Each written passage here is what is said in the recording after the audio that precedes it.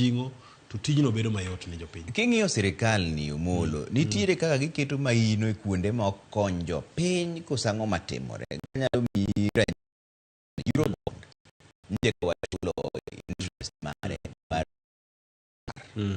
to king'iyo jopiny giywak ni CDF pok ochopo, jikech kayo.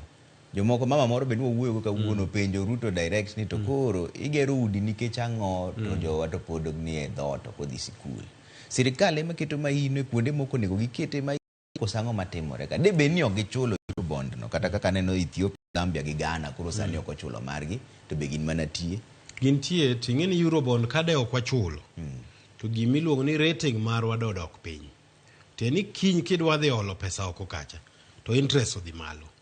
Aparo ni onego be ni wang'e ni sami dhi ka hola to hola ni otami chulo, report wuok ni ng'ane ok en ng'ama inyalo mi pesa.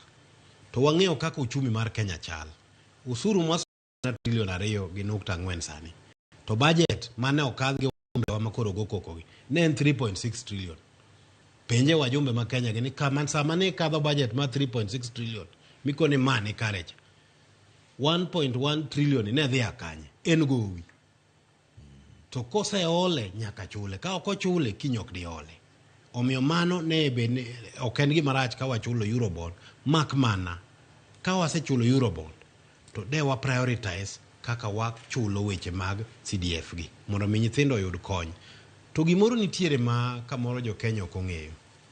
Kawuono wan gi gowi mar trillion 10 gi wiye. Nus gowi no ma en trillion 5 en gowi mwaolo pachoka. Tieni out of 10 trillion nus mare waolo pachoka. To interest mwachulo en atamalo masani kiriwo to hao mana 15. 15% mar 5 trillion en billion 750. Pesa ni akanye. En ushuru monyango gutieno chulo. Koro ichulo suru mondo modho chulgo interest. Ang'o madwa tim mondo mi magi wakethi? Mondo mi pesa obedi ni nyalo bedo uchumi wa. Nikech kamoro waywak ni pesa wachulo Eurobond to interest be wachulo banks ma Kenya ka. Ibo yuro ni banka banko loso pesa. To pesa gi giloso kanye. O giloso ne gimiyo nyango loan. Giloso ne gimiyo sirkal mar Kenya loan. Mane kama inyowa.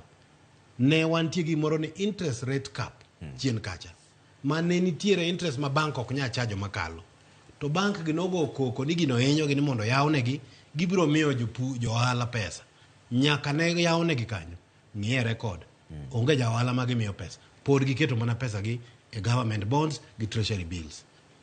Onge kambi mora matimo maber mugi kata dhi mana Microsoft gini. Maloso atamalo 10 e higa. Tieni best performing company gi dhongere can only give return on investment of around 10%. Kaber, makane paro mar 10% noduogo kanyo. George gonwa simu ka George kanithika. George